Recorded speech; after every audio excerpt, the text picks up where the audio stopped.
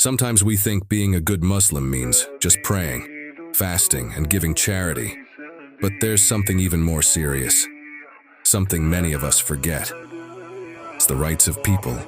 The way we treat others, our family, our friends, even strangers will decide more about us than we realize.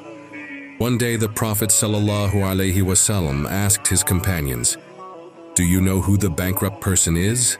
They said, "The one who has no money or belongings." The Prophet replied, "The bankrupt person from my ummah is the one who comes on the day of judgment with prayers, fasting, and charity. But he has insulted this one, hurt that one, consumed another's wealth unjustly, shed another's blood, and beaten another. So his good deeds will be taken and given to those he wronged. And if his good deeds run out, their sins will be thrown upon him. Then he will be thrown into the fire." Subhanallah, he didn't say the one who missed salah, but the one who hurt people. We can spend years in worship, yet lose everything because of a few careless words, a lie, or a broken trust. Think about it.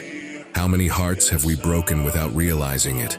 How many times have we spoken harshly, mocked someone online, or taken advantage of another person's kindness? Sometimes it's not the sin we commit that destroys us, it's the people we hurt along the way.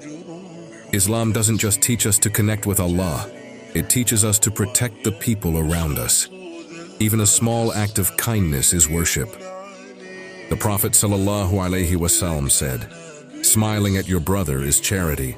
And he said, "Whoever relieves a believer's distress, Allah will relieve his distress on the day of judgment." This is Islam.